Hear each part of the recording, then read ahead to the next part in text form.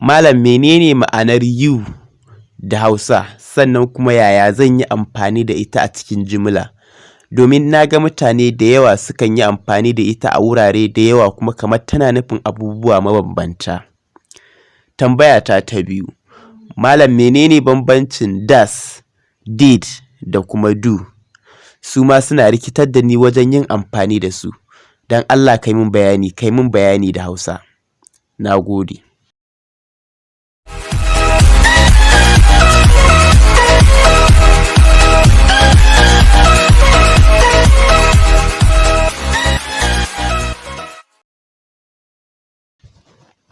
To, wannan ita ce tambayar da aka turo min kuma na ga suna da muhimmanci gaba ɗayansu.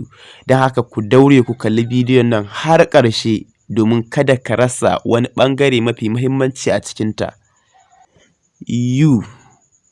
You, kai, ke, ku. Kalmar you tana nufin ke, kai, ko, ku.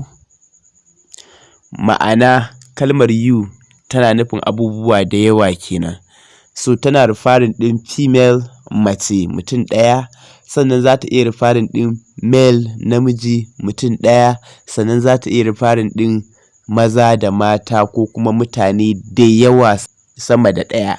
To za a iya ce musu you, ko mata ne, ko maza ne, ko maza da mata ne, to za mu iya ce musu you. Sannan kuma abu na gaba da ya kamata a gane, duk inda kaga kalmar you tana aiki a matsayin jam'i ne, ko da a ce tana nufin abu ɗaya ne. Don haka verb ɗin da za ka yi amfani da ita domin ta yi connecting ɗinta da subject ɗin ya kamata a ce plural verb ce. Misali, you have, ko kuma do you have, you have a car, kana da mota. You have a car, kina da mota. You have a car, kuna da mota. Duk sentence ɗin nan, duk waɗannan jimlolin suna nufin kana da mota, kina da mota, ko kuna da mota. So duk za ka iya cewa you have a car because kalmar you tana nufin abubuwa mabambanta, tana nufin kai, ke, ku. To don haka kawai dai abin da shi mai magana yake nufi shine abin da ya kamata mu fahimta a nan. Misali, idan ina nufin kana da mota zan iya cewa you have a car. Idan kuma ina nufin kuna da mota ne zan iya cewa you have a car. Idan kuma ina nufin kina da mota ne zan iya cewa you have a car. 2. Do. Ita kuma do auxiliary verb ce, wato takan taimakawa aiki a cikin jimla.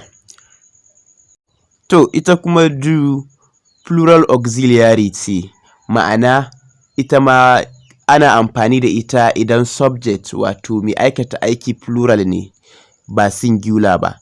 Ita kuma das singular ce, idan subject ya zama na cewa singular ne tilo kenan ana amfani da ita ne. To bambancin dai das da do shine do plural ce, das kuma singular ce. Kada ka zama na ka rikice akan wannan. Do plural ce, das singular ce. Bambancin verb da noun kenan. A verb duk wanda kaga mun ƙara masa ies ko kuma es ko wani abu mai kama da haka shine yake zama singular.